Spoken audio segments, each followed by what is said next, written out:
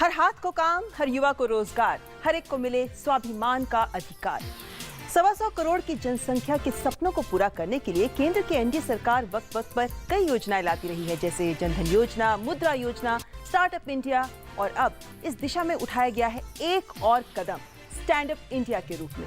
इन तमाम योजनाओं के जरिए सरकार की कोशिश ये है कि हमारे देशवासी आत्मनिर्भर बने, रोजगार के अवसर उपलब्ध हों, और जब देशवासी आगे बढ़े तो उसी के जरिए देश का भी विकास हो। लेकिन इस विकास की दौड़ में समाज के आखिरी पंक्ति में खड़ा व्यक्ति यानी समाज का कमजोर वर्ग कहीं पीछे ना छूट जाए, इसीलिए लाई गई है स्टैंड अप इंडिया योजना।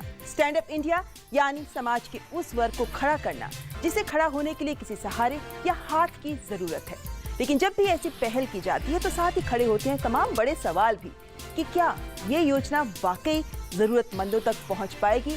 क्या हम ये सुनिश्चित कर पाएंगे कि हमारे तंत्र और व्यवस्था की जो तमाम खामियां हैं वो इसकी राह में बाधा ना बने? या अन्य योजनाओं के साथ ये योजना क्या हमारा सबका साथ सबका विकास का लक्ष्य पाने में सफल हो पाएगी?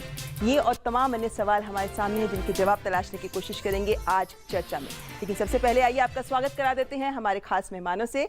हमारे साथ यहाँ स्टूडियो में मौजूद हैं एन.के. चंदन जी, जो दिल्ली एनसीआर के अध्यक्ष हैं, Dalit Indian chamber of commerce and industry के। आपका स्वागत है चंदन जी। हमारे साथ हैं प्रोफेसर डॉक्टर गौरव वल्लभ, आप आर्थिक मामलों के विशेषज्ञ हैं, आपका भी स्वागत। हमारे साथ हैं जगदीश उपासने जी, जो सामाजिक आर्थिक विशेषज्ञ हैं, बहुत बहुत स्वागत आपका। हमारे साथ है राधिका थापर बहल, जो एक महिला उद्यमी है, वुमेन एंटरप्रेन्योर, आपका भी स्वागत। हमारे साथ पूजा मेहरा भी हैं, जो आर्थिक पत्रकार हैं, आपका भी स्वागत। हमारे साथ है अनिल भारद्वाज जी, जो सेक्रेटरी जनरल हैं, federation of Indian micro small and medium enterprises, आपका भी स्वागत। साथ ही स्वागत करते हैं हमारे तमाम यहाँ मौजूद जनता का भी, जो हमारे साथ शिरकत कर रहे हैं इस कार्यक्रम में। लेकिन इससे पहले कि हम चर्चा की शुरुआत करें, आइए एक नजर डाल लेते हैं इस रिपोर्ट पर। स्टैंड अप इंडिया मतलब विकास की एक नई राह, आत्मनिर्भरता की ओर बढ़ता एक और कदम। इस नई योजना के साथ ही सरकार ने देश के विकास में एक नए अध्याय की शुरुआत की है। स्वतंत्रता दिवस के मौके पर लाल किले की प्राचीर से की घोषणा के साथ प्रधानमंत्री नरेंद्र मोदी ने एक ऐतिहासिक पहल की है, जिसका मकसद है दलित, आदिवासियों और महिलाओं को रोजगार सृजन के जरिए विकास की मुख्य धारा से जोड़ना। पहले मुद्रा योजना, फिर स्टार्टअप इंडिया और अब stand up India. Stand up India के तहत अनुसूचित जाति, अनुसूचित जनजाति वर्ग और महिलाओं को 10 लाख से लेकर 1 करोड़ तक का ऋण दिया जाएगा। ऋण का 25% लाभार्थी को देना होगा और 75% ऋण स्वरूप मिलेगा। रुपए डेबिट कार्ड दिया जाएगा ताकि काम शुरू करने के लिए पूंजी निकाली जा सके। लेनदार के पिछले कर्ज का पूरा ब्यौरा भी तैयार किया जाएगा। इस योजना के तहत रीफाइनेंस की सुविधा सिडबी देगा, जिसकी शुरुआती राशि 10,000 करोड़ रुपए रखी गई है। ऋण से पहले प्रशिक्षण की जरूरत को पूरा करना, ऋण को सुविधाजनक बनाना, फैक्ट्री विपणन आदि के लिए सहायता भी दी जाएगी। ऑनलाइन पंजीकरण और सहायता सेवाओं के लिए वेब पोर्टल की सुविधा दी जा रही है। इस प्रक्रिया का नेतृत्व सिडबी के द्वारा संपूर्ण देश के विशेष संस्थानों और Dalit Indian chamber of commerce and industry के सहयोग से किया जाएगा। सिडबी, नाबार्ड, कृषि और ग्रामीण विकास, राष्ट्रीय बैंकों को स्टैंड अप संपर्क केंद्र के तौर पर नामित किया जाएगा। स्टैंड अप इंडिया सरकार की एक महत्वपूर्ण फ्लैगशिप योजना है, जिसके अंतर्गत सभी बैंकों को निर्देश दिया गया है कि कम से कम एक महिला और एक दलित को तुरंत लाभान्वित करें। ये शाखाएं अपने अपने क्षेत्र में ही उद्यमी तैयार करेंगे। देश भर में बैंकों की लगभग 1.25 लाख शाखाएं हैं, तो उम्मीद है कि इस योजना से लगभग 2.5 लाख लोगों को फायदा मिलेगा। स्टैंड अप इंडिया यानी करे प्रयास पाए विकास।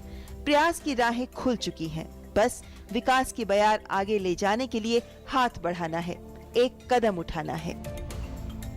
तो अवसर सामने है, लेकिन इस अवसर का सही तरीके से इस्तेमाल हो सके, इसके लिए इन वर्गों को प्रोत्साहित करना भी जरूरी है, ताकि वित्तीय समावेश और सामाजिक समानता का जो सपना हम देख रहे हैं उसे सही मायनों में पूरा भी कर सके। चर्चा की शुरुआत करते हैं सबसे पहले एन.के. चंदन जी से, जो Delhi Indian chamber of commerce and industry से आप ताल्लुक रखते हैं। चंदन जी, आपकी जो डिकी, जिसको हम शॉर्ट में बोलते हैं, दिल्ली चैम्बर ऑफ कॉमर्स काफी समय से इसमें कार्यरत है। जब बनी थी तब से यही टैगलाइन ही आपकी यही है कि भाई नौकरी करने वाले नहीं, नौकरी देने वाले बने। अब तो इस योजना के साथ आपका काम बड़ा आसान हो गया होगा। आप कैसे देखते हैं इस योजना को अपने नजरिए से? पहले तो स्टैंड अप इंडिया का मैं स्वागत करता हूँ, नरेंद्र मोदी जी का धन्यवाद करता हूँ, क्योंकि ये जो शुरुआत है अब से करीब 3 साल पहले 6 जून 2013 को हमने एक लॉन्च किया था, डिक्की ने वेंचर कैपिटल फंड, जो बॉम्बे में ताज होटल में लॉन्च किया गया। और उसमें ये बात जो आज लॉन्च हुआ अभी 3 दिन पहले, उसमें चंद्रमा प्रसाद जी ने अप्रोच किया गवर्नमेंट को कि कम से कम हर एक बैंक की हर एक ब्रांच एक इंटरप्रेन्योर्स SC/ST या दलित और वुमेन इंटरप्रेन्योर्स को एक मैंडेट करे।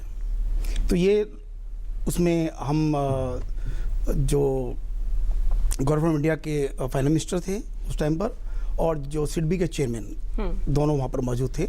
वो सोच आज 3 साल बाद साकार हुआ जी। और हम उसका स्वागत करते हैं, धन्यवाद करते हैं गवर्नमेंट का।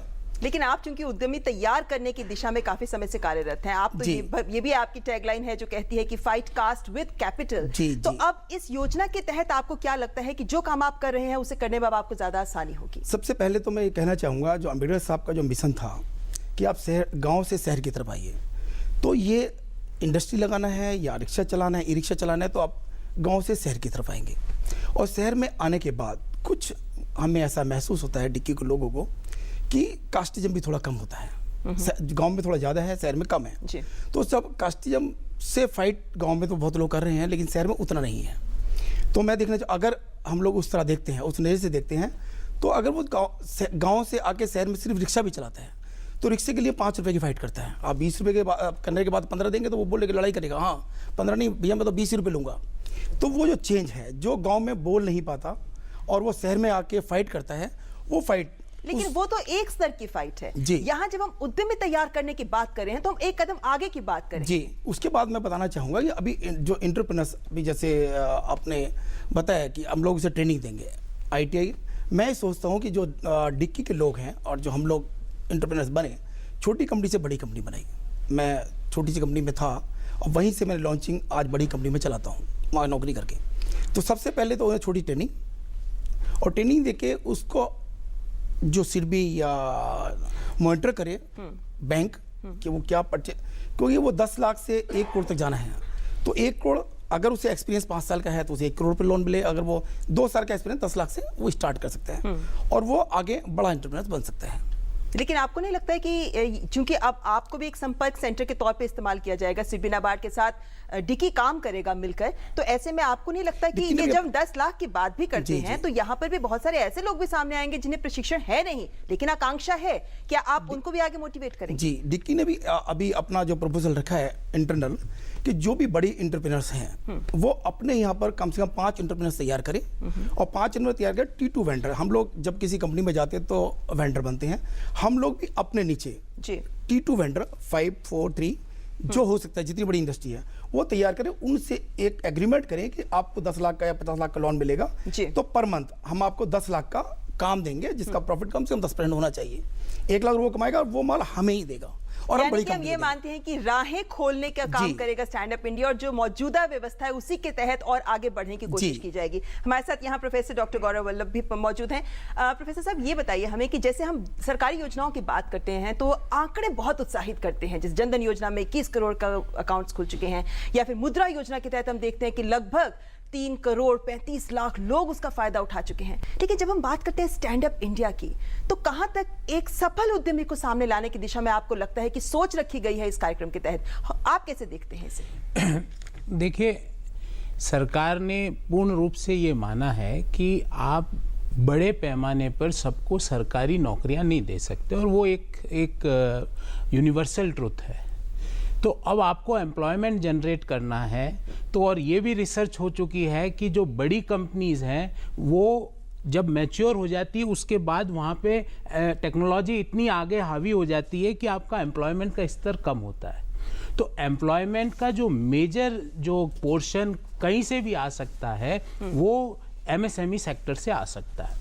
अब MSME सेक्टर में हमारे सेक्टर की कई प्रॉब्लम्स हैं, मैं उसमें आज बात नहीं करूँगा, पर MSME सेक्टर में महिलाएं जो कि देश की आधी आबादी है और एक पर्टिकुलर वर्ग जिसको हम SC/ST बोलते हैं, उनका अपनी आबादी से आधा भी पार्टिसिपेशन नहीं है। तो MSME सेक्टर कंसंट्रेटेड हो गया एक पर्टिकुलर वर्ग के लोगों के लिए। अब उस सेक्टर को मुद्रा बैंक फायदा पहुंचा रहा है, उस सेक्टर को फायदा हो रहा है, पर जो पीछे छूट गया उसको हैंड होल्ड करने की जरूरत है। अदरवाइज हम कब तक एक पर्टिकुलर, क्योंकि गवर्नमेंट की एक आंकड़ा देता हूं मैं आपको, सेंट्रल गवर्नमेंट, स्टेट गवर्नमेंट, सारे बोर्ड, सारे पीएसयूज मिला के भारत में प्रति वर्ष टोटल, मैं कोई आरक्षित नौकरी नहीं बोल रहा हूं, टोटल 10 लाख नौकरियां उत्पन्न होती है। तो हम इस 10 लाख को अगर दलित के लिए भी कर दे तो भी कम है, जबकि दलित की तादाद ही लगभग 20 करोड़ से ज्यादा है। बिल्कुल 24-25 करोड़ के आसपास। तो अब क्या है कि हमें इस तरह के इश्यूज को आगे बढ़ाना पड़ेगा। अब इस इश्यू में हमेशा एक क्रिटिक होती थी कि साहब आपने ऋण तो दे दिया, मुहैया करा दिया, पर उसको आपने उसका यूज करना ही नहीं सिखाया। तो इस योजना जो पिछली कई योजनाओं से अलग है कि इसमें ना केवल नए एंटरप्रेन्योर्स, बल्कि जो एंटरप्रेन्योर्स अब इसमें रिफाइनेंस कराना चाहे वो उनको ऑप्शन है। तो ये ऐसा नहीं कि मैं मान लो एक महिला उद्यमी है या मैं एक SC ST उद्यमी हूं, मैं बस अपना उद्यम खोलूंगा जब भी इसका मुझे फायदा मिलेगा, ऐसा नहीं है। मेरा चल भी रहा है तो भी मुझे फायदा। सेकंड चीज, आपने अभी अपनी रिपोर्ट में दिखाया कि 25% मार्जिन मनी है। अब इसमें कई स्टेट्स में इस तरह की छोटी छोटी योजनाएं चल रही है, उनको कन्वर्ज करने की बड़ी आवश्यकता है। अदरवाइज ये योजना कुछ और नियम बताएगी वो और, तो एक कन्वर्जन प्लेटफॉर्म पे लाना भी इस योजना की सफलता के लिए जरूरी है। तो ये चैलेंज रहेगा। चैलेंज एक छोटा सा इश्यू और, क्योंकि मैंने SC ST के लिए बात करी, महिलाओं का आपको बताता हूं। तो ग्लोबल एंटरप्रेन्योरशिप डेवलपमेंट इंस्टीट्यूट है JD, उसने एक अपना रिसर्च करी, उसमें भारत को जो 30 देश थे उसमें महिला एंटरप्रेन्योरशिप के लिए लास्ट 5 में रखा गया है, और 74% हमारी विमेन एंटरप्रेन्योर्स, मैं महिलाओं की बात नहीं कर रहा हूं, वो महिलाएं जो उद्यम चला रही है, उनको ये पता ही नहीं कि वेंचर कैपिटल के क्या सोर्स है, उनको ये पता ही नहीं कि बिजनेस का मॉडल कैसे बढ़ेगा, उनको ये पता ही नहीं कि लिवरेजिंग कैसे करनी है। तो ये इसकी बहुत आवश्यकता थी। और अब इसका इश्यू जो होगा वो एक ही होगा कि हम इसको कैसे एग्जीक्यूट करते हैं। उसके लिए इस योजना के साथ प्रशिक्षण और हैंड होल्डिंग लास्ट लेवल तक हमें करनी होगी। और ये बात रखी गई है कि ये किया जाएगा, बस क्रियान्वयन अब सफल होना चाहिए, तभी योजना सफल होगी। हमारे साथ जगदीश उपासने जी भी हैं। जगदीश जी, देखा जाए तो ये जो SC ST वर्ग की हम बात करते हैं या महिलाओं की भी हम बात करते हैं, तो शिक्षा की बात करें, पहले हमने SC ST को शिक्षा में भी मौके दिए हैं, नौकरियों में भी मौके दिए हैं, व्यवसाय में भी मौके दिए हैं। अब स्टैंड अप इंडिया के जरिए व्यवसाय को आगे कदम आगे लेकर गए हैं हम। कहां तक आपको लगता है कि ये पूरा जो कदम उठाया गया है ये एक कैसे समाज के बदलाव की आहट आपको दिखाता है, खासकर क्योंकि ये किसी वर्ग विशेष तक इसका प्रभाव सीमित नहीं रहेगा, इसका प्रभाव पूरे समाज पर पड़ेगा। तो आप किस तरीके के बदलाव की अपेक्षा करते हैं इस योजना की सफलता के पीछे? अभी वल्लभ जी ने एक शब्द प्रयोग किया था, पीछे छूट गए। जो पीछे छूट गए वो सदियों से पीछे छूटा हुआ समाज है। अभी डॉक्टर बाबा साहेब आम्बेडकर की 125वीं जयंती का वर्ष चल रहा है, और बाबा साहेब ने कहा था कि उस वर्ग को सिर्फ सामाजिक ही नहीं, आर्थिक रूप से भी आपको मजबूत बनाना पड़ेगा।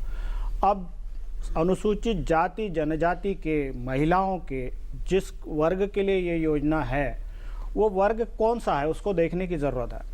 ये वो वर्ग है जो परंपरागत उद्यम, छोटे उद्योग धंधे अपने गांव में, अपने स्थान पे चलाता रहा है, उसका माहिर है। वो हुनर खत्म हो गया, उस हुनर को किसी ने बढ़ाया नहीं। एक सामाजिक भेदभाव के कारण समाप्त हुआ, दूसरा सरकारों की अनदेखी के कारण समाप्त हुआ। हम आधुनिक उद्योगों की तरफ, आधुनिक टेक्नोलॉजी की तरफ तो चले गए, लेकिन जो परंपरागत कला थी, परंपरागत उद्यम थे और जो फ्लोरिश करते थे, ऐसा नहीं वो सब सेल्फ सस्टेन्ड लोग थे, सेल्फ सस्टेन्ड गांव हुआ करते थे। हमारा कृषि प्रधान देश है, हमारी सारी अर्थव्यवस्था इतना सब कुछ करने के बाद आज भी कृषि पर आधारित है, उसका कृषि का बड़ा हिस्सा है। तो ये वो लोग हैं जिनके पास से उनका व्यवसाय छीन लिया, जिनके पास से आपने उनका सम्मान छीन लिया, जिनके पास से उनका अपने काम करने के मौके छीन लिए, उनके लिए ये बहुत शानदार योजना होगी। क्योंकि अगर आप 2.5 लाख नए उद्यमी खड़े करते हैं या पुराने उद्यमियों को और रीफाइनेंस करते हैं तो एक बड़ा उद्यम होगा। बहुत सारे पुराने लोग ऐसे होंगे जो अपना कोई परंपरागत उद्यम चला रहे होंगे, उनको लोन मिल सकता है। और ये बड़ी संख्या है। आप अपने आसपास, हम शहरों में रहते हैं, लेकिन जो हम सब लोगों का कनेक्शन कहीं ना कहीं गाँवों से है। हम अपने गाँवों में देखते हैं कि जो परंपरागत उद्यम करने वाले वो खाली घूम रहे हैं या शहर में आगे रिक्शा खींच रहे हैं। तो उनके उद्यम पुनर्जीवित हो सकेंगे। और एक बड़ा सामाजिक आर्थिक बदलाव, आप सिर्फ आर्थिक बदलाव नहीं कर रहे हैं, आप एक बड़ा सामाजिक बदलाव करने जा रहे हैं। क्योंकि समाज में जिस वर्ग को, जिसके पास कोई काम नहीं होता, उसको लोग बड़े हेय दृष्टि से देखते हैं, तो मुझे लगता है उस वर्ग को आप सक्षम बना रहे हैं आर्थिक रूप से भी और सामाजिक रूप से भी। जी बिल्कुल। और यहाँ पर हमारे साथ राधिका थापर बहल भी हैं। आप एक महिला उद्यमी हैं, एक फर्म भी चलाती हैं, आपके नीचे लोग काम भी करते हैं। राधिका जी, आपसे हम यही जानना चाहेंगे कि आपने तो वो सभी मुश्किलें झेली हैं जो एक महिला को जब वो उद्यमी बनने की ओर अग्रसर होती है तो उसे झेलनी पड़ती हैं। अब इससे आपकी राह कितनी आसान होगी जब स्टैंड अप इंडिया जैसी योजना ने महिलाओं के सामने आई है? तो आपको क्या लगता है कि वाकई महिलाओं के लिए राह कितनी आसान होगी? हाँ, सबसे पहले मैं बहुत इस इनिशिएटिव को, बहुत ही काबिले तारीफ इनिशिएटिव है, एक महिला होते हुए, वो भी एक कंसल्टेंसी फर्म चलाते हुए। I have faced all the सारी डिफ़िकल्टीज़ को देखते हुए, नो डाउट इकोनॉमिक सपोर्ट जो मिलती है, आर्थिक सपोर्ट, एक सपने को आगे ले जाने के लिए, उसको एक डे लाइट दिखाने के लिए, उसमें आर्थिक सपोर्ट के बगैर आप नहीं कर सकते। क्योंकि हम एक ये भी चाहते हैं कि महिला वर्ग जो है वो एक इक्वल लेवल पे आए।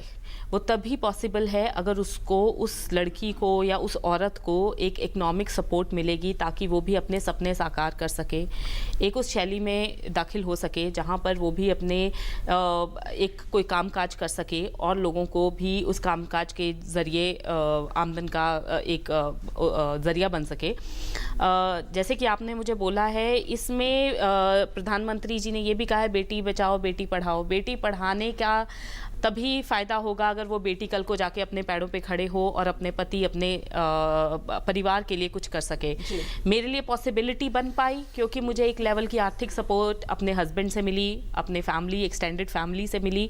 मैं वो देख सकी, वो एक अपना सपना साकार कर पाई। लेकिन मेरे साथ बहुत सारी ऐसी मेरी फ्रेंड्स थी, ऐसे लोग थे जो नहीं कर पाए क्योंकि आर्थिक सपोर्ट नहीं थी, फैमिली सपोर्ट नहीं थी। आपको लगता है कि इसमें महिलाओं का भी स्टेटस भी बढ़ेगा? बिल्कुल। मैं उसी पे इकोनॉमिक इंडिपेंडेंस बहुत बहुत फ़ायदा लाती है। समाज का पूरा ढांचा बहुत बदल जाएगा।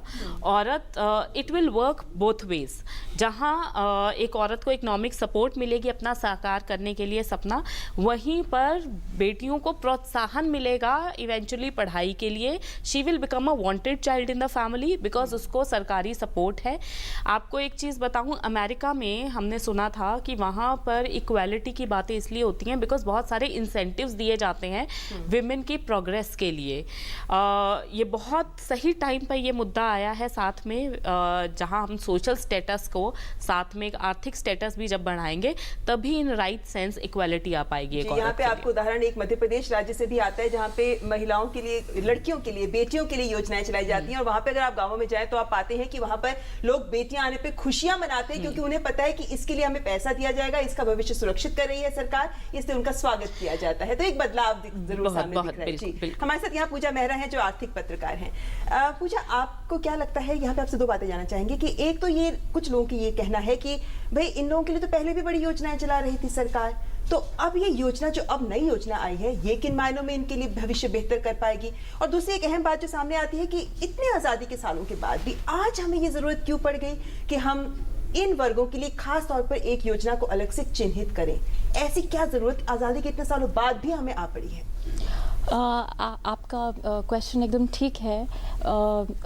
जब प्रधानमंत्री खुद इस तरह का एक स्कीम लॉन्च करते हैं और ये उनके ओवरऑल एजेंडा के अंदर फिट बैठता है, जब उन्होंने शुरुआत में ही कह दिया है कि सबका विकास सबका साथ रहेगा, तो उससे एक पॉलिटिकल मैसेजिंग होता है। उससे जितने बैंक इसमें जुड़ेंगे, जितने बैंक ऑफिशियल्स इसमें जुड़ेंगे, उनको सबको एक पॉलिटिकल मैसेजिंग जाता है कि अब ये जो आपके सामने एक गोल रख दिया गया है, प्रधानमंत्री ने खुद रखा है, इस पे आपको डिलीवर करना है। जैसे उनसे कहा गया है कि हर ब्रांच में एक महिला को और एक आपको टारगेट बेनिफिशियरी को जो डिफाइन किया गया है, आपको ये लोन देना है। सो ये तो इस स्कीम के जो है स्ट्रॉन्ग पॉइंट्स हैं। और पहले जैसे एक महिला बैंक था, आपने कहा पहले भी इस तरह की चीज़ें हो चुकी हैं। एक national schedule caste finance and development corporation था, 1989 में सेटअप किया गया था। उसके लिए बजट में प्रावधान भी बढ़ाया गया है। जी, लेकिन क्या हम में से कितने लोग इसके बारे में कितना सुनते हैं और इनके कितने इम्पैक्ट क्या रहा है, हम कितने लोग इसके बारे में जानते हैं? तो इसमें क्या होता है कि स्कीमें तो बनाई जाती हैं, लेकिन उनका डिज़ाइन और इम्प्लीमेंटेशन कुछ इस तरह से हो जाता है कि उसका कुछ हमको समाज में असर दिखाई नहीं देता है। तो उस हिसाब से जिस तरह से स्कीम को डिफाइन किया गया है कि main streaming of the marginalised sections of society, जिसमें कि पूरे बाकायदा टारगेट्स सेट किए गए हैं कि 3 साल में इतने लोन दिए जाने हैं।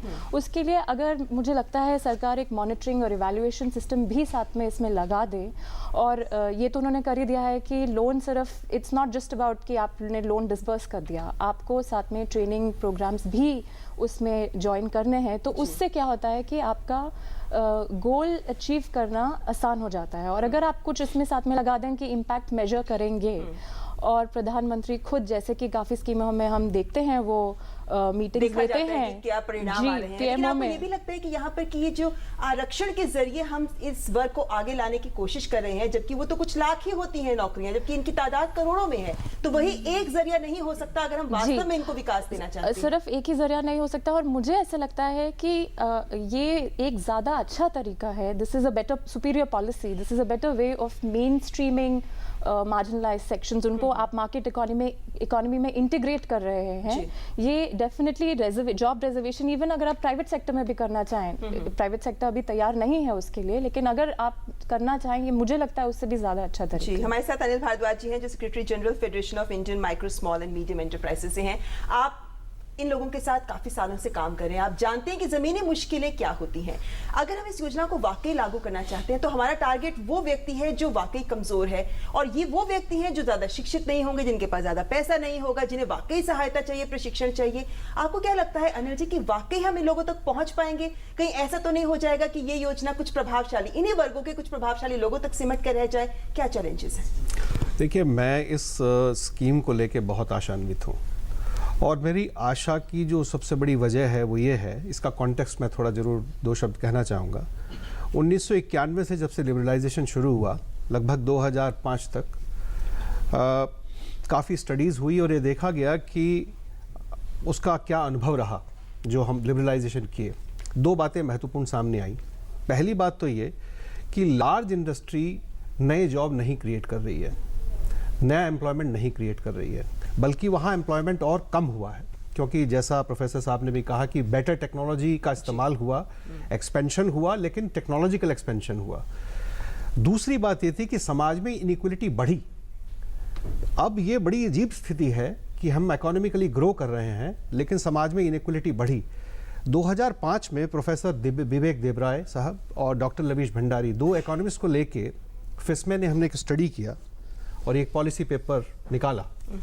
उसमें हमने ये जानने की कोशिश की कि बेहतर तरीका क्या है इस इनइक्वलिटी को कम करने का। 2 लाइन पढ़ के मैं सुनाना चाहता हूँ जो उसका रिजल्ट था कि distinction and a strong correlation between self employment and equality.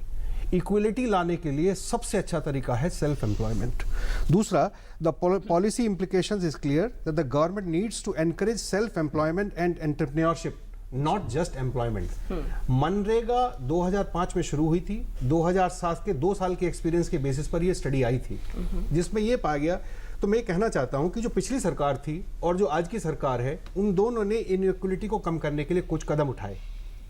पिछली सरकार ने जो कदम उठाए वो मनरेगा पर बेस्ड थे, यानी कि एक तरह का डो, या जिसको कहना चाहिए, मैं क्रूड भाषा का इस्तेमाल करूं तो, कि एक तरह का खैरात है कि भाई आप कुछ काम कर दीजिए, हम आपको पैसे दे देंगे, चाहे उस काम की हमको जरूरत भी नहीं है। लेकिन ये तो ज्यादातर पुरानी सरकारों का हमने देखा है कि सुधार कल्याणकारी योजनाएं जो है उनमें सिर्फ देने की बात है, बिल्कुल, लेकिन अपने पैरों पर उन्हें खड़ा करने की बात नहीं आती। बिल्कुल सही बात है। तो यही डिफरेंस है उस जो योजना में और इस योजना में।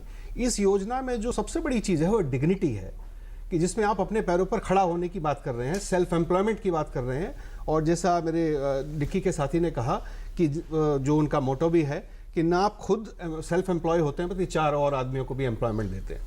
तो इस वजह से इसमें पॉलिटिकल विल है, और मनरेगा की तरह जो कि बहुत बड़ी योजना साबित हुई, उसका पॉजिटिव इम्पैक्ट भी हुआ है। उसमें कितनी भी और खामियां रही हैं, उसमें लीकेजेस हैं, वो एक अलग चर्चा का विषय कुछ है, फायदा पहुंचा कुछ है। फायदा पहुंचा है निश्चित रूप से। लेकिन मैं ये कहना चाहूंगा कि उसी तरह की पॉलिटिकल विल इस सरकार की है। मनरेगा इनइक्वलिटी को कम करने का उनका हथियार था, और जो स्टैंड अप इंडिया है वो इस मोदी सरकार का इनइक्वलिटी को कम करने का दूसरा हथियार है। लेकिन मुझे एक लगता ऐसा है हथियार है जो लोगों को आत्मनिर्भर बनाएगा और Correct. अपने साथ सिर्फ अपने ही लिए नहीं बल्कि अन्य लोगों के लिए भी आगे बढ़कर काम करेगा, और ये सबसे बड़ा फायदा है स्टैंड अप इंडिया का। इसीलिए मुझे लगता है कि इसमें बहुत ज्यादा संभावना है कि ये आखिरी व्यक्ति तक पहुंचेगा। जी बिल्कुल, यानी कि एक बहुत बड़ा अवसर दे रही है सरकार सामने, लेकिन उस अवसर को सही तरीके से इस्तेमाल किया जाना बहुत जरूरी है। हमारे साथ यहाँ मौजूद जनता भी है जिनके सवाल हम लेंगे, लेकिन उससे पहले यहाँ वक्त एक ब्रेक का। आप देखते रहें चर्चा में। प्रधानमंत्री ग्राम सड़क योजना ने हम गांव वालों के लिए तरक्की के रास्ते खोल दिए। सड़क के गड्ढों की फोटो खींच रहे हो? कोई खास बात है क्या? अरे काका, मेरे मोबाइल फोन में मेरी सड़क ऐप है, जिससे प्रधानमंत्री ग्राम सड़क से जुड़ी कोई भी जानकारी सरकार तक भेजी जा सकती है। सड़क से जुड़े सुझाव या शिकायत पर सरकार वाजिब कार्यवाही करती है। प्रधानमंत्री ग्राम सड़क से जुड़ी कोई भी बात, मेरी सड़क एंड्रॉइड ऐप अब हर पल मेरे साथ। अरे वाह, हार तो बड़ा सुंदर है तुम्हारा। आर्टिफिशियल है क्या? आर्टिफिशियल? असली सोने का है। ढेरों डिजाइन में से चूज किया है मैंने। फिर तो BIS हॉलमार्क का निशान भी जरूर होगा।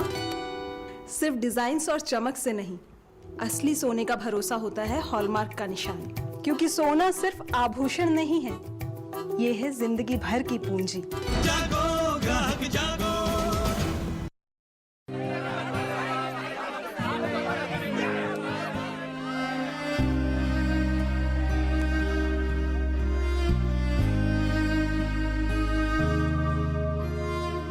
क्या बात है राशिद, फर्स्ट डिवीजन में पोस्ट ग्रेजुएशन करने के बाद भी तुम उदास हो? लेकिन सर वो सोच रहे होगे कि खर्चा कहाँ से आएगा? हाँ, चिंता मत करो, अब जिंदगी की दौड़ में तुम जैसे स्टूडेंट्स को पीछे मुड़कर देखने की कोई जरूरत नहीं होगी, क्योंकि अब तुम्हारे साथ है मौलाना आजाद नेशनल फेलोशिप। हमारे लिए सर? हाँ, तुम्हारे लिए और अल्पसंख्यक समुदाय के उन स्टूडेंट्स के लिए जिनकी सालाना पारिवारिक आय 2.5 लाख रुपए से कम है और जिन्होंने किसी भी सरकारी विश्वविद्यालय से जूनियर रिसर्च फेलोशिप या एमफिल के लिए आवेदन दिया है।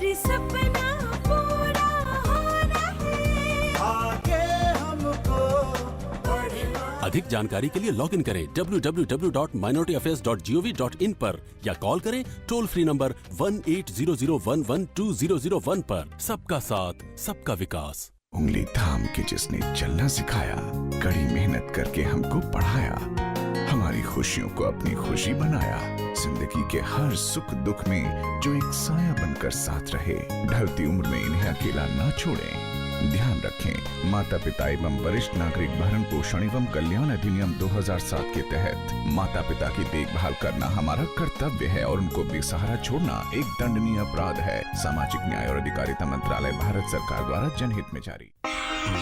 दादाजी, आपका नाम क्या है? रमेश प्रसाद। आपको कैसे पता? ये देखो। नहीं चलेगा, बर्थ सर्टिफिकेट नहीं है आपके पास? बर्थ सर्टिफिकेट के बिना लाइफ आजकल बहुत मुश्किल हो सकती है। मेरे पास तो है birth certificate. Birth certificate school में एडमिशन, सरकारी नौकरी, वोटर ID कार्ड और पासपोर्ट हासिल करने में मदद करता है। इसे आप बच्चे के जन्म स्थान पर 21 दिन के भीतर नगर निगम नगर पालिका से बिल्कुल मुफ्त पाएं। नन्ही सी जान की पहली पहचान। सांसद के मार्गदर्शन और ग्राम वासियों के सहयोग से हमारा गांव बने आदर्श गांव। हर जगह हो साफ सफाई, पक्की सड़कें और भरपूर हरियाली। घर घर हो बिजली, पानी और शौचालय जैसी जीवन की बुनियादी सुविधाएं। बच्चों के लिए उत्तम शिक्षा, हर किसी को हासिल हो बेहतर स्वास्थ्य सेवाएं। युवाओं के प्रशिक्षण के लिए हो कौशल्य वर्धन केंद्र। सांसद आदर्श ग्राम योजना, प्रयास सांसद का, विकास गांव का।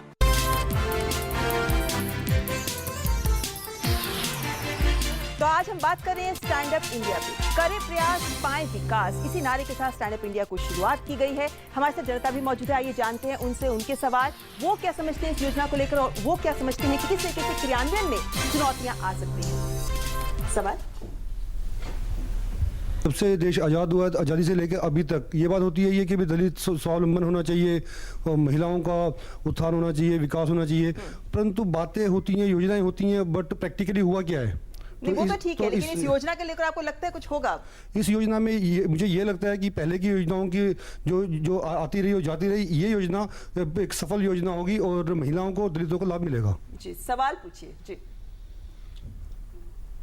ये जो योजना प्रारंभ हुई है प्रधानमंत्री जी द्वारा, बड़ी अच्छी योजना है, लेकिन मेरा इसमें ये कहना है कि ये जो योजना है, ये प्रभावशाली जो लोग हैं दलित वर्ग में, या जो पहले मैं बता रहा हूँ मुद्रा लोन थी या जनधन था, उसमें जो प्रभावशाली लोग थे उन्होंने वो लोन लिया, और इसी तरह जो है मतलब ऐसा ना हो जो कि नीचे तक ये स्कीम ना पहुंचे और प्रभावशाली लोग ही इसका फायदा उठा लें। जी, यानी कि सही व्यक्ति तक पहुंचनी चाहिए ये स्कीम। जी, आप पूछेंगे? मेरा क्वेश्चन है कि जैसे इन्होंने बोला एससी और एसटी के बारे में, तो एससी और एसटी कुछ हद तक उनकी डिमांड्स पूरी हो जाती हैं, बट मैं ये जानना चाहती हूँ कि इस प्रोग्राम से उनकी आगे जो वो चाहते हैं वो फुलफिल होगा या नहीं। मतलब आपका मतलब है कि वाकई उन्हें पैसा मिलेगा, वो उद्यमी बनेंगे कि नहीं बनेंगे? हाँ, अच्छा जी। मेरा सवाल यह है कि भारत गांवों का देश है, यह हकीकत है, लेकिन गांव में एक बड़ी आबादी है जो ना अखबार पढ़ती है, ना नेट यूजर है, ना टीवी चैनल देखती है। तो क्या वो इस स्टैंड अप इंडिया के मुकाबले स्टैंड अप इंडिया के साथ क्या वो अपने आप को एक डेवलप कर पाएगी? जी, चंदन जी, ये सवाल जरूर जानना चाहेंगे आपसे कि ये जानकारी उस वर्ग तक पहुंचाना बहुत बड़ी चुनौती है जिनको वाकई इसकी जरूरत है। कहां तक आपको लगता है कि ये संभव हो पाएगा? देखिए, आज मीडिया का बहुत बड़ा रोल है भाई। मुझे नहीं मालूम कहाँ से कहाँ रहते हैं, लेकिन वहाँ पे टीवी भी होगा, पेपर आता है या नहीं आता ये तो मुझे मालूम नहीं, लेकिन टीवी जरूर होगा। और वो टीवी एक ऐसा माध्यम है जिससे कोई भी स्कीम जो पूरे इंडिया में लॉन्च होता है वो टीवी के माध्यम से घर घर पहुंच जाता है। तो आपको लगता है कि इन माध्यमों के जरिए मीडिया पे अपनी जिम्मेदारी ज़्यादा डाल दी। इस पे एक और पॉइंट देता हूँ। हमारे मित्र ने जो बोला, आज हमारे देश में 95 करोड़ मोबाइल यूजर्स हैं। तो आप जो गांव की कल्पना कर रहे हो या आप आ रहे हो गांव से, पर वो गांव प्रतिदिन बहुत तीव्र गति से टेक्नोलॉजी के माध्यम से आगे बढ़ रहा है, और इसमें वर्ड ऑफ माउथ पब्लिसिटी होगी कि आपके किसी मित्र ने फायदा उठाया पड़ोसी गांव के, तो निश्चित रूप से तो ये इस तरह से इन चीजों की पब्लिसिटी होगी, यानी जानकारी मिलेगी। मेरा इसमें एक और कहना है कि हर SC ST कमीशंस भी बने हुए हैं, विमेन कमीशंस भी बने हुए हैं, उनको भी इस योजना के साथ इंटीग्रेट करना चाहिए। उनके ऊपर भी एक अकाउंटेबिलिटी होनी चाहिए that they should spread awareness and they should take the initiative to spread awareness। हर किसी को जुड़ना पड़ेगा इस मुहिम के साथ। जी, मेरा सवाल ये है कि बैंक के तरफ से जो चुनौतियां आती हैं लोगों के सामने में ऋण लेने के समय में, मतलब एक साधारण से व्यक्ति को अगर कोई भी ऋण लेना हो, एक विद्यार्थी को एजुकेशन लोन लेना हो, और बात तो छोड़ दिया जाए, तो उसके लिए भी उसे 1 महीने 2 महीने तक चक्कर कटाया जाता है। अब इस वर्ग की, जिस वर्ग की बात यहाँ पे की जा रही है, वो वर्ग अभी तक उतना ना शिक्षित है ना जागरूक है, वो वर्ग उन चुनौतियों का सामना कैसे कर पाएगा? ये अनिल जी आपसे जानेंगे, लेकिन आप पूछ लीजिए सवाल।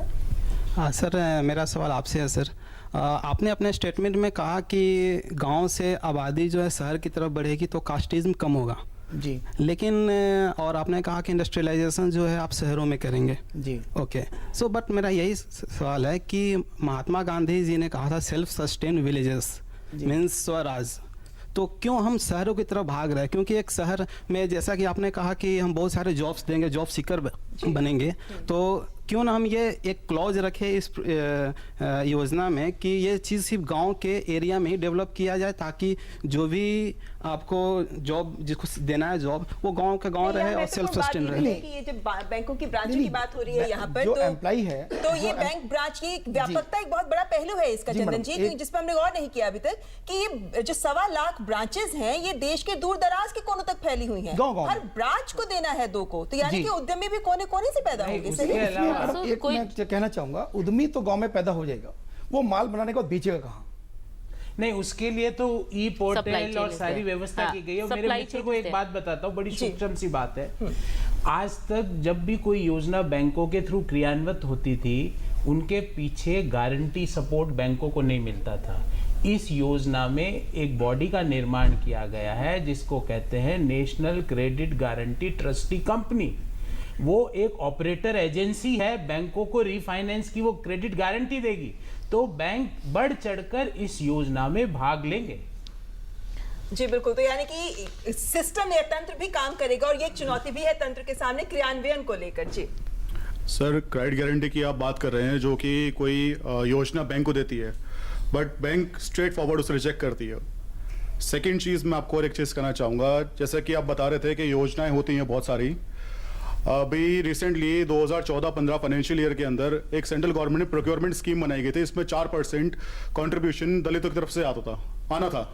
बट सर ये कितना लागू हुआ ये आप मुझे बता दीजिए। बिल्कुल नहीं हुआ शायद मेरे हिसाब से। तो कौन सा दलित सेंट्रल गवर्नमेंट के अंदर अपना माल बेच रहा है? जैसे सर ने बोला कि एक मार्केट प्लेस चाहिए माल बेचने के लिए, क्या वो मार्केट का प्लेटफॉर्म बनाकर दिया? ये नहीं है सर। नहीं, ये आपकी बात से नहीं है। जब भी तो इस योजना में ई मार्केट, ई प्लेटफॉर्म बनाने की बात हुई है और उसकी टेक्निकल ट्रेनिंग तक कराने की है। मैं इस योजना को अन्य योजनाओं से इसलिए बेहतर मानता हूं कि इसमें सिर्फ मॉनेटरी फायदा नहीं, क्रेडिट नहीं, हैंड होल्डिंग की गई है। जी बिल्कुल जी, कुछ और आप मॉनेटरी बेनिफिट की बात कर रहे हैं सर। मैं एक और छोटी सी चीज उस पर बोलना चाहूँगा मैम प्लीज़। जैसे कि आपके डिक्की की ऑर्गेनाइजेशन है, ये कहते हैं कि जी आप हमसे, कोई नहीं सर आपसे ही सवाल है मेरा, आपसे ही है। जी जी वो बोलते हैं कि जी आप काम करिए, हम आपको फंडिंग प्रोवाइड करते हैं। फंडिंग सर कहाँ प्रोवाइड हो रही है? आप हमें वेंचर कैपिटल फंड दे रहे हैं, उसमें ये बताया जाता है कि आप प्लांट मशीनरी परचेज करें, हम उसके लिए आपको 75% फाइनेंस करेंगे। उसके बाद जो सबसे ज़्यादा इंपॉर्टेंट है वर्किंग कैपिटल, सीसी लिमिट, वो कहाँ दी जाती है दलित को? और उसके बाद कोई भी प्रोजेक्ट फाइनेंस कराने के लिए अगले को 3-4 महीने भागना पड़ता है। उसके बाद मैम एक और question, one more last question. उसके बाद सबसे बड़ी बात यह है, जब हम किसी प्रोडक्ट को लेकर जाते हैं, किसी उसको प्रोजेक्ट को लेकर जाते हैं, तो वहाँ पर सबसे पहले बोला जाता है कि जी एक फैक्ट्री लेकर आओ जिसपे आप रेंट एग्रीमेंट होना चाहिए। बहुत सारे उसमें लाइसेंसेस होते हैं, VAT registration, MSME, food licence. मैं फूड इंडस्ट्री से इसलिए बता रहा हूँ उस चीज़ को। उस टाइम पीरियड में हमारा इतना ज़्यादा पैसा इन्वेस्ट हो जाता है कि हमारे वर्किंग के लिए कुछ बचता ही नहीं है। वैसे आपने खुद झेला है इसलिए आप कह, लेकिन ये सवाल मैं अनिल जी आपसे जाना चाहूंगी इसका जवाब। अनिल जी, जो आपने कहा बिल्कुल एकदम अक्षर से सही है। और बैंकों में जब चाहे शेड्यूल कास्ट हों, चाहे विमेन एंटरप्रेन्योर्स रहे हों, और जनरल एंटरप्रेन्योर भी जब क्रेडिट गारंटी या इस तरह की स्पेसिफिक स्कीम के अगेंस्ट बेनिफिट लेने के लिए पहुंचते रहे हैं, तो कोई बहुत अच्छा स्वागत उन्हें मिलता रहा, ऐसा नहीं है। और इसी कारण से बैंकों में कंपटीशन कैसे बढ़े और वो कैसे जो अपने ग्राहक हैं उनके लिए कस्टमर ओरिएंटेड हों, उसके लिए रिजर्व बैंक ऑफ इंडिया एक अलग तरह की प्रक्रिया ऑलरेडी शुरू कर रहा है। आपको मालूम है कि नए नए बैंक्स अलाउ कर रहे हैं ताकि कंपटीशन बढ़ेगा और उसी से वो सुधरेगा। जहाँ तक स्पेसिफिकली इस स्कीम का सवाल है, प्रोफेसर साहब ने कहा इसमें कि क्रेडिट गारंटी का एक कंपोनेंट है। वो क्रेडिट गारंटी का कंपोनेंट पहले भी रहा है। एसएमईज की एक ऑलरेडी सीजीटी एमएससी करके स्कीम है जो सिडबी रन करता है, ये भी सिडबी रन करता है। नहीं, एक मिनट में पूरा मैं जवाब दूँ। तो मेरा कहने का मतलब है कि वो है, और बैंकों में उस तरह की सर्विसेज को देने में एक तरह का रेजिस्टेंस रहा है। जो इस स्कीम के तहत या जो हमारी जिम्मेदारी एज एन एसोसिएशन, चाहे हो या फिज्मे हो, हमारी जिम्मेदारी यही है कि हम ये जो नए इंस्टीट्यूशनल अरेंजमेंट्स हुए हैं और जो नए प्रावधान बने हैं, ये आप तक पहुंचा सकें। हैंड होल्डिंग जहां संभव हो वहां करें। इसमें कोई दो राय नहीं है कि अल्टीमेटली आप उद्योग लगाएंगे किसी स्टेट में। स्टेट तो सेंट्रल गवर्नमेंट के हाथ में नहीं है। उससे स्टेट से रिलेटेड जितनी एजेंसी है, चाहे पॉल्यूशन कंट्रोल की है, चाहे स्टेट इंडस्ट्रियल कॉर्पोरेशन है, पानी की है, बिजली की है, वो किसी ना किसी स्टेट की एजेंसी है। यहाँ पे जगदीश जी आपको यहाँ पे लाना चाहेंगे बीच में कि हालांकि ये केंद्र की योजना है, सिडबी नाबार्ड के जरिए ये लागू की जाएंगी, लेकिन वही बात, राज्यों का कितना अहम रोल होगा यहाँ पे? वो उनमें भी कंपटीशन आना चाहिए कि किस राज्य ने ज्यादा उद्यमी तैयार किए। केंद्र की योजनाओं में राज्य का रोल हमेशा रहेगा, चाहे वो केंद्र की एक्सक्लूसिव योजना ही क्यों ना हो, क्योंकि जैसा कोई भी उद्यम राज्यों में लगेगा, चाहे कोई राज्य हो, 50 तरह के कानून अपने राज्यों के भी हैं, तो राज्यों का सहयोग ज़रूरी है। हम देखते हैं कि अभी हाल में कृषि के लिए जो सरकार ने योजनाएं घोषित की हैं कृषि के क्षेत्र में, उसमें कुछ राज्यों ने सहमति जताई है, कोई 8-9 राज्यों ने, लेकिन बाकी राज्यों ने उतनी उत्सुकता नहीं दिखाई है। राज्यों को उत्सुकता दिखानी एक बात ये कहना ज़रूरी है कि जो जिस तरह की प्रॉब्लम्स सब बात यहाँ पे बता रहे हैं, उसके लिए सरकार की एक अलग योजना है जिसको वो बोलते हैं addressing issues of ease of doing business. वो हर तरह के लोन सीकर्स और हर तरह के बडिंग एंटरप्रेन्योर्स को और इनफैक्ट एस्टैब्लिश्ड एंटरप्रेन्योर्स की प्रॉब्लम्स को एड्रेस करने के लिए है। ये उसका फायदा तो सभी को मिलेगा। देना चाहूंगा कि ये एक योजना है, बाकी बैंकों ने ये थोड़ी कहा है कि भाई इस योजना में ऋण दे दिया तो हम आपको CC limit, WC, term loan नहीं देंगे, उसमें तो आप एलिजिबल है ही। ये एक हैंड होल्डिंग है स्पेसिफिक पर्पस के लिए, फास्ट मूवमेंट के लिए। जी बिल्कुल, चलिए यहाँ कुछ और सवाल लेते हैं जी।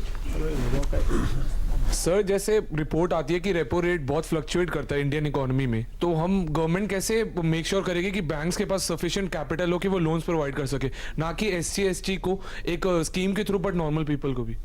उसमें 10,000 करोड़ का प्रावधान पहले कर दिया है ना। 10,000 करोड़ का उसमें किया 10,000 करोड़ रुपए दे दिया और आपको मैं बताऊं जस्ट एक सेंटेंस में कि अब Bharat lower interest rate regime में घुस चुका है। तो अगले 10-15 साल मुझे ऐसा एज ए अर्थशास्त्री लगता है, अगले 10 साल रेपो रेट या तो स्थिर रहेगी या लो होगी। तो आपको और मेरे को घबराने की 10 साल तो जरूरत नहीं जी, यानी सरकार पहले से ही इसकी चिंता कर रही है जी। सरकार की जितनी भी योजनाएं आती हैं, अधिकांश योजनाएं बैंक के माध्यम से आती हैं और बैंकों के पास जो समस्या है वो कर्मचारियों को लेके है। मतलब आप अगर जाते हैं वहां पे तो पर्याप्त कर्मचारी नहीं है। दूसरी समस्या है बैंकों की कि वो किसी ना किसी फाइनेंस कंपनी से जुड़ी हुई है। मतलब आप लोन लेने जाते हो तो आपको एक वहां से जो प्राइवेट सेक्टर की कंपनी है उससे आपको अपना इंश्योरेंस भी करवाना होता है। इससे ये लोग कैसे बच सकते हैं कि वो उनको लोन भी मिल जाए और उनका काम भी सफल हो जाए? देखिए, बैंकों अल्टीमेटली सेंट्रल गवर्नमेंट जो है उसके जो अंग हैं जिसके द्वारा वो किसी भी स्कीम को क्रियान्वयन करा सकते हैं, उसमें बैंक एक बहुत बड़ा नेटवर्क है।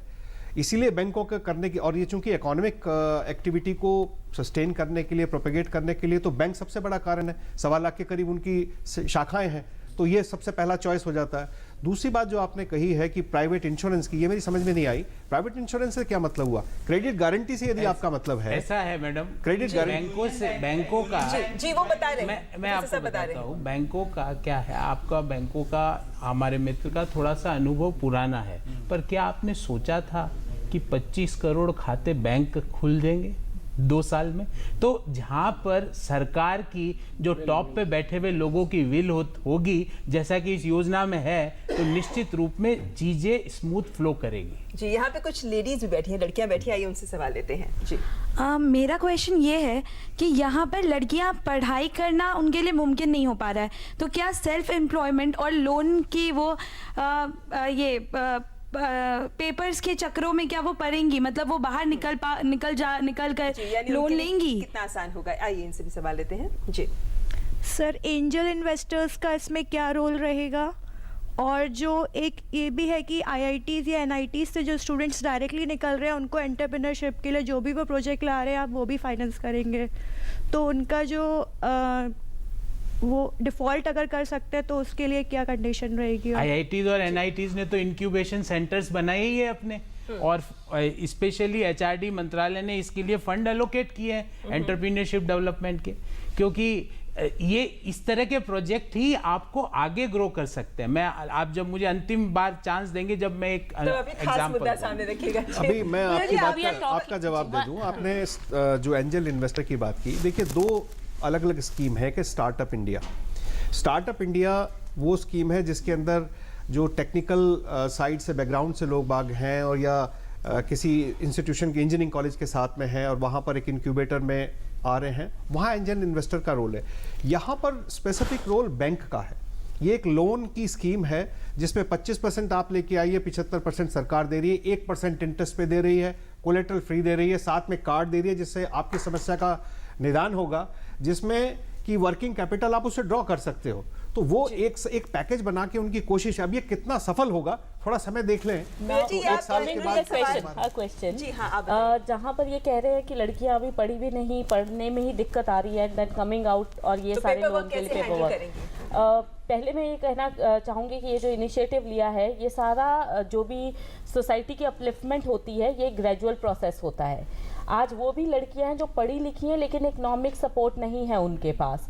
सबसे पहले ये इनिशिएटिव उन लड़कियों के लिए हेल्पफुल होगा जो आज पढ़ी लिखी हैं पर बिना इकोनॉमिक सपोर्ट के वो आज कुछ नहीं कर पा रही हैं। और अगर इस समाज को पता चलता है कि एक लड़की को भी इकोनॉमिक सपोर्ट है और इतना अच्छा इनिशिएटिव है, आप यकीन मानिए सारे भाई बहन माता पिता जुड़ जाएंगे इस कॉज के साथ कि उसकी बेटी का सपना साकार हो। जी, आप वो इस आवाज उसके साथ को बुलंद काम करना करेंगे। चाहेंगे? इसमें सबसे बड़ी बात ये है कि जो महिला या लड़की लोन का पेपर भर नहीं पाएंगी तो वो अपना एंटरप्रेन्योरशिप चलाएंगी कैसे? तो लोन तो उन्हीं को मिलना चाहिए जो इसके लिए तैयार हैं कि उनको इस तरह का पेपर वर्क करना पड़ेगा। नहीं, तो हिम्मत तो होनी चाहिए।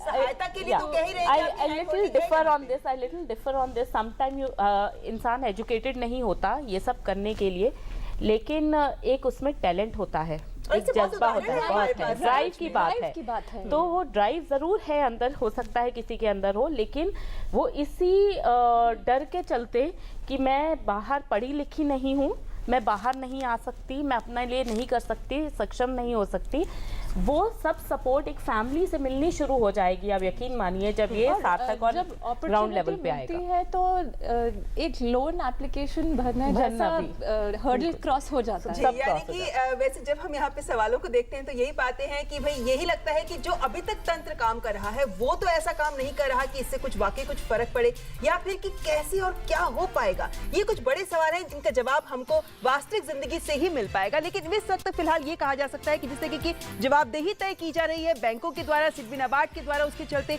एक उम्मीद की किरण जरूर सामने है। अपने फाइनल कमेंट्स लेंगे अपने मेहमानों से, लेकिन उससे पहले यहाँ वक्त एक और ब्रेक का।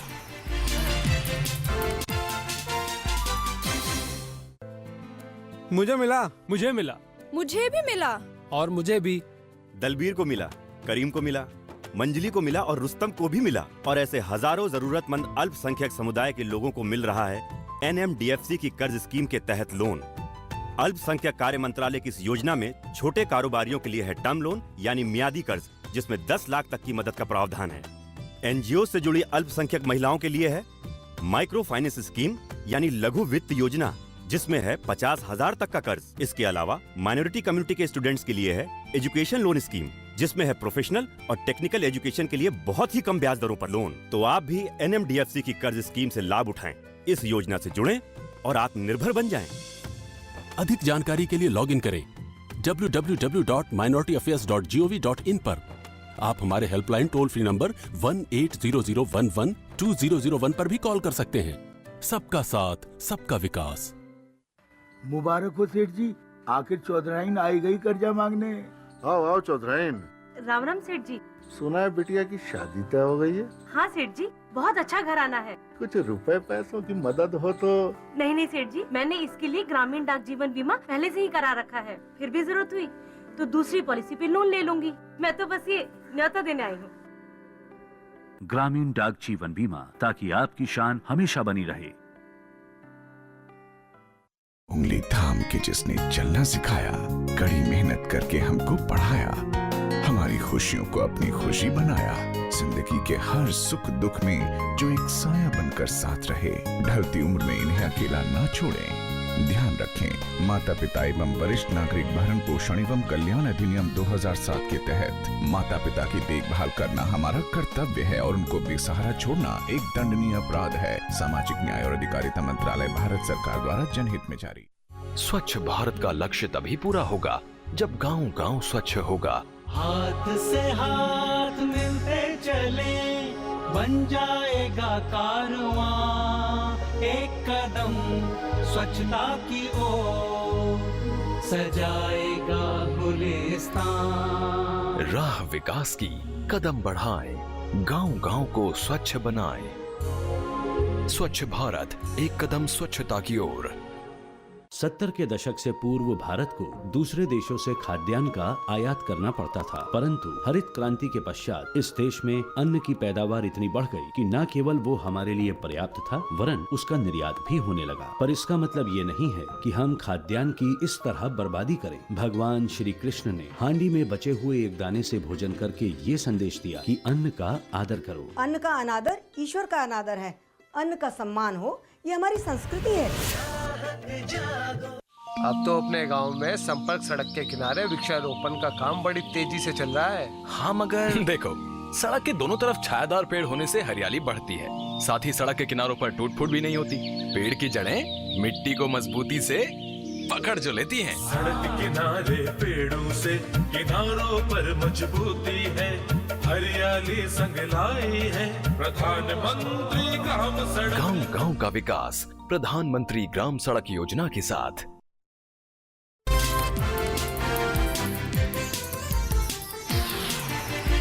तो आज बात हो रही है स्टैंड अप इंडिया पे। हमने सबकी बात सुनी, हमने मेहमानों की बात भी सुनी और अपने जनता की भी बात सुनी, लेकिन आइए अब ले लेते हैं फाइनल कमेंट्स। चंदन जी, आप क्या कहेंगे अंत में इसके बारे में? मैं यही कहूँगा कि अच्छी सोच, अच्छी शुरुआत, अच्छा भविष्य।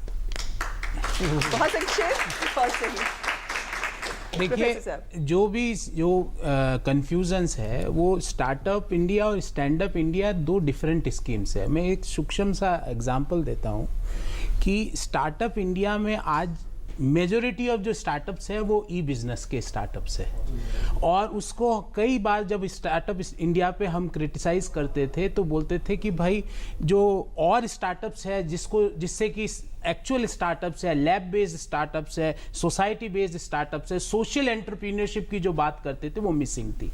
वो टेक्नोलॉजी स्टार्टअप्स पे उसका ज़्यादा जोर था, हालांकि कोई ऐसी बंदिश नहीं है, पर 92% ई बिजनेस बेस्ड स्टार्टअप्स है।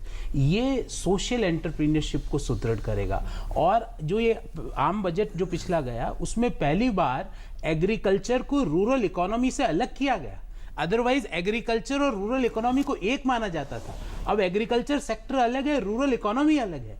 तो ये जो स्कीम है ये रूरल इकोनॉमी को फोस्टर स्ट्रेंथन करने में बहुत निर्णायक योगदान देगी। यानी हम ये मान सकते हैं प्रोफेसर साहब कि आज जो इस वर्ग के लोग उदाहरण के तौर पर सब्जी का ठेला लगा रहे हैं, वो सपना देख सकते हैं कि हम ऑनलाइन पोर्टल के जरिए सब्जी बेच सब्जी का ठेला, और किस तरह कोल्ड स्टोरेज होगी, किस तरह उसका, जैसे मैं एक एग्जाम में झारखंड से आता हूँ, हमारे यहाँ पर प्रतिदिन जहां से मैं आता हूं प्रतिदिन क्विंटलों टमाटर सड़कों पे फेंका हुआ मिलता है, और दिल्ली में वही टमाटर 60 रुपए किलो है।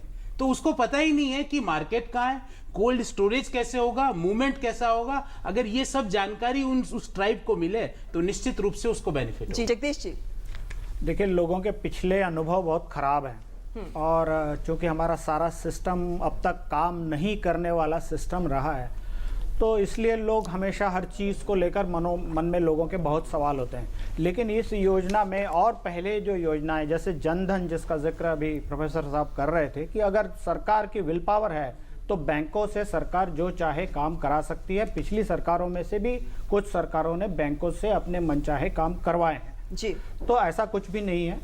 मेरा मानना है कि सरकार के इस इरादे अच्छे हैं, विल पावर है, और अगर जैसा एक सजेशन आया कि राज्यों में इस तरह की या इस नेचर की कुछ अगर योजनाएं चल रही हैं, अगर इसको कनेक्ट कर दिया जाएगा तो इसका बहुत लाभ मिलेगा जी। Radhika ji, I see women force coming up very strongly. I see the equality for women is going to get delivered. I have full conviction and I want NDA government to deliver it. मुझे इस बात की खुशी है कि ये इस scheme को कुछ लोन स्कीम या इस तरह से नाम नहीं दिया गया है, और इसीलिए इसको सिर्फ एक लोन स्कीम के हिसाब से समझना भी नहीं चाहिए। स्कीम का नाम है स्टैंड अप इंडिया, और इसको उसी तरह से लेना चाहिए। और ये जिम्मेदारी सबसे ज़्यादा बैंक ब्रांचेस पे है, जो कि ये लोन देने वाले हैं, जो कि ये हैंड होल्डिंग करने वाले हैं, और जो एसोसिएट पार्टनर्स हैं जो कि ट्रेनिंग करने वाले हैं। तो अगर ये सब कुछ इकट्ठे आ जाता है तो जो पुराने एक्सपीरियंसेस हैं हो सकता है वो दोबारा ना हो इसमें। इसीलिए मैं पहली बात दोबारा कह रही हूँ कि मॉनिटरिंग और सिस्टम और इवैल्यूएशन सिस्टम और इम्पैक्ट मेजरमेंट बहुत इंपॉर्टेंट है। जी अनिल जी, चलते चलते आपसे जरूर ये जानना चाहेंगे कि आज अगर कोई चाहता है इस स्कीम का फायदा उठाना, किन बातों का उसको ध्यान में रखना चाहिए इस स्कीम पे लाभ उठाने से पहले? देखिए, सबसे पहले तो यही है कि आपको क्लैरिटी हो कि आपको एंटरप्रेन्योर बनना है, और उसके एंटरप्रेन्योर बनना एक ऐसा वोकेशन है जब आप चूज़ करते हैं तो उसमें समस्याएं बहुत ज़्यादा हुए, क्योंकि आपको बहुत सारे डिफरेंट, जैसे आपने भी कहा कि डिफरेंट डिपार्टमेंट्स को भी डील करना है, मार्केटिंग को भी डील करना है, प्रोडक्शन भी कराना है, लेबर को भी देखना है। ये हर एक व्यक्ति का काम नहीं है, पर यदि आपकी इच्छा है स्वावलंबन की, अपने पैर पे खड़ा होने की, खुद कुछ करके दिखाने की, तो ये स्कीम बहुत ही कामयाब स्कीम हो सकती है।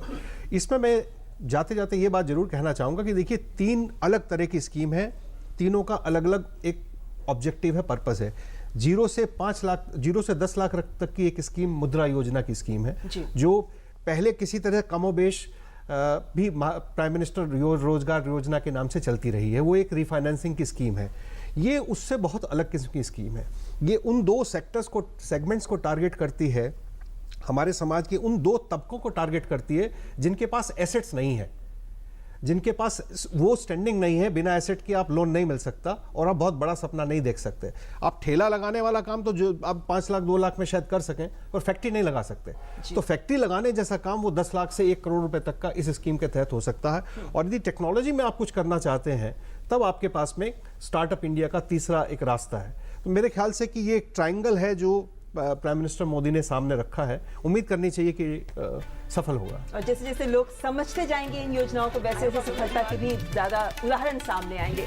यानी कि ये मान सकते हैं कि चुनौतियां बहुत है, लेकिन उन चुनौतियों से पार पाने के लिए एक हिम्मत, एक जज्बा भी अब हमें सामने लाना होगा ताकि हम इससे कुछ हासिल कर सकें। जैसे कि अटल बिहारी वाजपेयी जी की कुछ पंक्तियां हैं कि टूटे हुए सपने की कौन सुने सिसकी, अंतर को चीर व्यथा पलकों पर टिकी, लेकिन हार नहीं मानूंगा, रार नई ठानूंगा। उम्मीद करते हैं कि जिस तरीके से अन्य योजनाएं सफल हो रही हैं, वैसे ही ये योजना भी सफल साबित होगी। आज के इस कार्यक्रम में बस इतना ही। अगले हफ्ते होंगे फिर हाजिर लेकर एक नया विषय। नमस्कार।